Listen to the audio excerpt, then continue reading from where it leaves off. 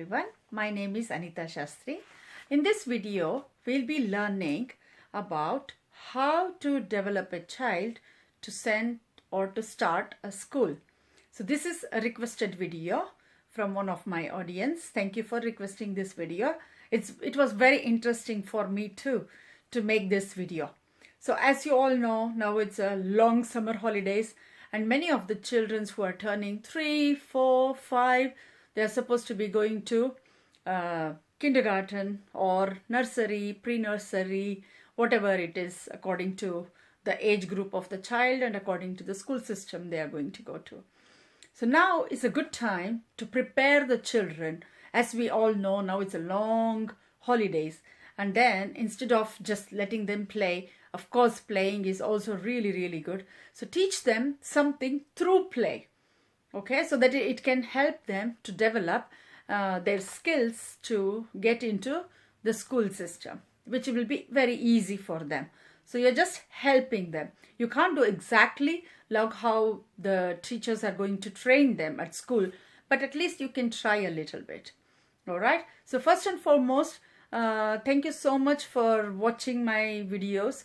If you like all these educational videos where I share my tips and tricks and knowledge to develop a children on their overall development, please like, subscribe, and also subscribe to my channel, please. Thank you so much. And comment in the comment section if you like the video or if you have any other suggestions.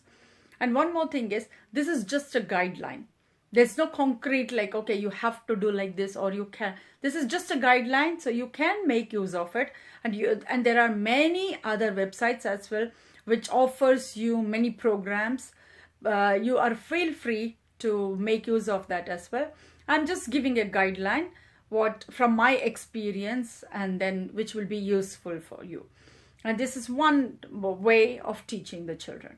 Okay, and I believe in learning through play. So this is what I'm going to be concentrating on. Of course, there will be some reading and writing as well, but not so much. Okay, this is just a guideline.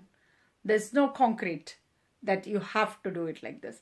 And I've got few notes here which I'll be referring to. Okay, so according to the Early Years Foundation, we concentrate on 7 areas of development. Okay, so for each area, what are the activities which you can do with your children to help them develop the skills? Okay, and with all the overall of these 7 areas where the children will be developed, that will help them to go to the school and then even enhance a little bit more. Okay, in the school. So now I have got these 7 areas. I'm going to talk about this a little bit, not in depth, because you are just going to teach at home and then it will be too much if I'm going to talk about this each and every areas in depth. Okay, instead I'm going to see what you can do, concentrating on these 7 areas. I'm going to make some activities which is related to this and which develops these specific areas. And I will break it down from Monday to Saturday. Let's give Sunday a free time so the kid can do whatever they want to. Okay, so for example, say on Monday, and I have got a new video which I have uploaded today about making the routine chart, a visual chart or visual timetable for your child. Maybe it's a good idea to start over there. Okay, so you have a visual timetable for home for your child. So your child knows, okay, this is what the child is going to do throughout the day. Okay, just break it into smaller areas. So then the children will be easy. It will be easy for the children to concentrate on it. Okay, so let's start. Say for example on Monday. Okay, after they have finished, waking up, making their bed, brushing their teeth, taking shower, and then eating breakfast, everything, dressing up, all. After that, what you can do is, I would suggest, if you have time, of course, if you have time, or your grandparents, if they are at home, or any help you can get from someone, or by yourself too, if you're working from home. Make some time. Don't make it too long for the children. Otherwise it will be too boring, and then they can't concentrate, they can't focus for too long. Okay, let's keep it shorter, maybe 15 to 20 minutes. That could be the max. And then maybe they can have a free time, a little bit of playing, and then you can come back again. Okay, so I'm just going to break it down a little bit. So on Monday, say for example, you can read a book, and when you are reading a book, you can ask some questions about the book. Okay, so say for example, there's a cover of the book, so you can talk about the cover as well. Like, what pictures do they see? What colors do they see? If there are any birds or animals, how many birds are there? They can count. So this way, they are concentrating. They are looking at the things. They are focusing. They are paying attention. And they are also developing their vocabulary, right? So they are looking at that. And then it's very good exercise for them for listening as well. So this can be for communication and language development, reading a book and asking them the questions, and read it slowly. And if they don't understand a word, explain it to them what it is. Okay, so that way there's a new vocabulary in their dictionary now, in their brain, the little brain, right? So that can be one good one. And then for physical development, maybe they can play some hopscotch game or running. Of course, inside the house when they are staying, so it's a bit difficult, but try to make some physical exercises like stretching or yoga. Or if it is possible, at home, you can also play hide and seek. Just make it safe. Let's see how safe it can be. Or even outside in the balcony, if they are allowed to play, or on the street, like badminton. So things like that, you can just try to see what physical activities they can do. And then personal, social and emotional. For this development, we can also play role play. They have these little dolls and other toys. So you can just role play along with it. And then, or you can have a puppet show at home with two dolls talking to each other. So things like that, just to make them. Or even you can pretend that you're going to have a tea party at home. And then you and your child and your family members can all sit together and talk about, just like a little role play. So this will enhance the emotion. And say, for example, if you there are some biscuits in your tea party. So you can say like, please, can you pass on to me? Or can you share the biscuit to me? So you're teaching the children how to share and care. So that can be one good activity as well. And the literacy one. So you can take on Monday, you can take some rice, and then you with their fingers, they can trace, or they can write number 1 or 2 alphabets and numbers. So that is also a really good one. Or if they are in the stage where they can use the book, then maybe you can start with the pre-writing one, like tracing on simple alphabets and numbers. Tracing also is very good for them. And then you can also see that they are holding the pencil in a tripod grip, like 3 fingers. So that's called as tripod grip. So if they are not, just don't force them to be. Okay, they are going to develop slowly. If they are too little, then it won't be easy for them. They'll be holding with their pencil grip like that, isn't it? So that's okay. They are still learning. So give them some time. Okay, don't force them that you have to hold it like that. But for the older children, maybe you can teach them like, okay, hold it like this, and then it will be easier. And then for mathematics development, you can take some counting one. So say, for example, if you are cooking and then you call your child, and then you can say like, okay, let's count how many carrots are there. And then, you can chop the carrots and count how many pieces of carrots are there. Just an example.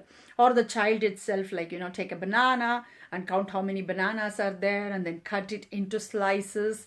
So this can also be for fine gross motor skills as well, where they are using their fingers to cut banana. But be careful. Safety is first.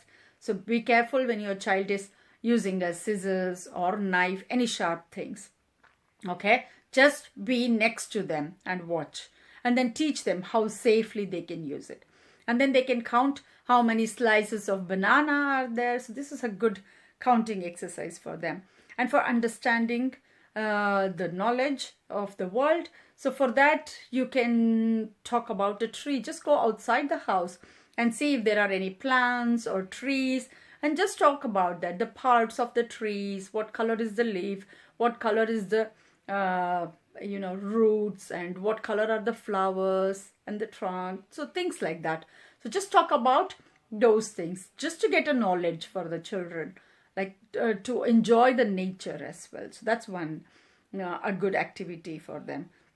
And then for creativity, you can teach them how to paint, or they can paint whatever they want to. Or if you want to be a little bit more, like, for the little bit older children, they can also color, trying to keep it inside the line and things like that. So you can start. Or they can, take a printout of some mandalas, and then they can also even color it. That's for little older children. And for the little ones, just keep it little simple, so that they don't have to concentrate too much. Okay, so you can build it up slowly. So on Monday you can do that, and Tuesday also. So you can read a book, and if you want to read the same book, that is also better, because that way the children will read every day the same book, and then they will also retell the story. At the end of the day, the result should be that they are going to retell the story what they have read in the book. So that's the main goal what we are looking for here. And then also improve the vocabulary. That is also one end goal what we are looking for here. So you can read the same book, or you can take another book and read, and then talk about that. It's slow process, but it will work very well in the long run. And then for physical activities, on Tuesday, if on Monday, if you have played some hopscotch or badminton, then on Tuesday, you can play something else or do yoga. That's also a good stretching exercises, or just jogging on the spot. That's also one good exercise, just to move. Or you can put some music there, and they don't have to watch the music. They can only listen to the music. There are all like 5 little monkeys jumping on the bed. So, and then head, shoulders, knees and toes. So these are all the rhymes, which has movements. So you can also try that one. So this is good exercise, just for physical exercise. All right. And then for personal, social and emotional, maybe over there also you can play like a doctor game. You can pretend to be a doctor, and then you have a doll or a toy, whatever it is, and then it's not feeling well. So, just to improve the vocabulary, and also to show how caring they can be, to understand the needs of others.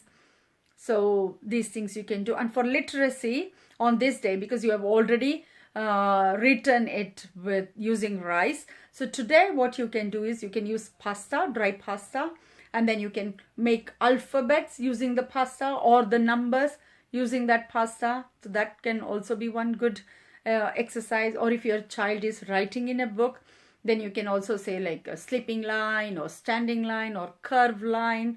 So you can try to build it up one by one before you really start with the alphabets. Okay, this is the pre-writing skills we are talking about. And then for counting, you can take little fruits, maybe say, for example, grapes. So you can say, let's count how many grapes are there, and you can count those, or anything, or even at home, you might have books. So you can count the books. That can be a good exercise, but always make sure that your child is pointing and then counting and taking it slowly. So when it comes to bigger numbers, then the children will not forget how to count. So it's like point and count and take it slowly. So you can help them in the beginning, and later down they can start counting by themselves, right? And then for understanding the knowledge, then maybe you can talk about, say for example, you can build a tent using whatever, like a bed sheet or some long cloth what you have. Just use 2 chairs and build a little tent, and then you can talk about like the tents are used when they go camping. So just talk about that and show them the pictures of camping places and how a tent looks, and this is your pretend tent, and you can sit inside and read a book, have some cozy time in there. So that's a way of spreading the knowledge for the child. And then for creativity also, here yesterday like on Monday you have already done some painting. So today you can use another way of creating. Say for example, you have got some beads, so maybe you can make a necklace out of it. So that's good for their fine motor skills. Or if you have those pasta which has hole in there, so they can thread it, and then that can be like a necklace for them. So these type of little creative things, so you can use it for creativity. Or also you can do one more thing. You can freeze some ice cubes, and that on the children can paint on the ice cubes as well. So that's one very good way of learning different techniques of painting, which is also easier. So that can be for Tuesday. And for Wednesday, you can read another book if you want to, or you can listen to some singing songs and you can repeat after that. So that's one way of for communication and language skills to develop it. And then for physical development, you can always use whatever is available at home. Say for example, you have got pillows. So put the pillows in some position, and then later you can pretend that those pillows are like crocodiles, and then maybe you have to jump across the crocodile without touching it, and then then the child can jump over. So that can also be a game for children. Or you can draw circles, and then maybe the child has to go from one circle to another circle, so that's also a physical activity. Or just put some music and dance to the music. That is also a fantastic one. But the children shouldn't see anything. They have to just listen. So this will help their listening skills. All right. And then for literacy, if you have started with the book, then you can continue with the alphabets. I'm going to make another video where I'm going to teach how to help your child learn how to write alphabets and numbers. All right. That's a video coming on very soon. And for counting, now today you can take their toys for counting, and you can keep it one next to each other, and they can count, and even also look at the colors as well. If they have blocks, so you can use the blocks, and you can say like red color block, blue color block, or white color, whatever color it is, and then you can build it on slowly. So this on Wednesday, I think it's Wednesday today. So Wednesday you're going to use the blocks, and then you're going to say like red color, blue color. So you're going to talk about the colors. And then for understanding, then you can play a game called I Spy with My Little Eyes, and something which is yellow color, and they have to go and find something yellow color in the house. And I Spy with My Little Eyes, something with white color. So they have to go and look for something white color. Just make it a little bit easy for them in the beginning, because it's very new for them. So it's not easy to understand. So teach them how to do it first, how to play this game. And then later on, build it up slowly. So make it something which is closer by, some things which is visible to them. And then they feel happy that, oh, I found it, and I'm going to take that for you. Excuse me. So say, for example, it's a green color pillow is there. So you can say something beginning with green. And then maybe they're looking everywhere, and then you can say like, oh, I can see something. It's a pillow. And then, just try to encourage them. And then for creativity, instead of using the paintbrush, today you can collect some leaf from outside, from the tree, and then tie it to the paintbrush itself. And then they can use the leaf as the, instead of the brush, they can use the leaf, and then see how they can paint with it. So that's one good activity as well. And if you don't want the paint things today, so maybe you can use something else as well, like finger painting. So that's a very good activity for the children. They love it. And then, or you can use the crayons for coloring today. So you can see what's the different texture in it. So every day, if you can build it on like this. So we have covered Monday, Tuesday, and Wednesday. And in my next video, because this will be too long video, so in my next video, I'm going to cover Thursday, Friday, and Saturday. So these are the 7 areas which I have covered for Monday, Tuesday, and Wednesday. Please let me know if there are any confusions, or if you want it to be more clear. And I can also put some pictures, like I can make a chart of this, and then I can put it in the description as well if you would like it. So please let me know how, if you have tried this and if you liked it, and how did it go with you and your family. Hope it helps. I know it was too fast. I could have break it down and then just concentrate on Monday and Tuesday. If you want me to take it slower, I can do it as well, because I've got lots and lots of activity ideas, so which can go by our different areas of learning. Okay, thank you so much for watching. Please let me know how it goes. Thank you.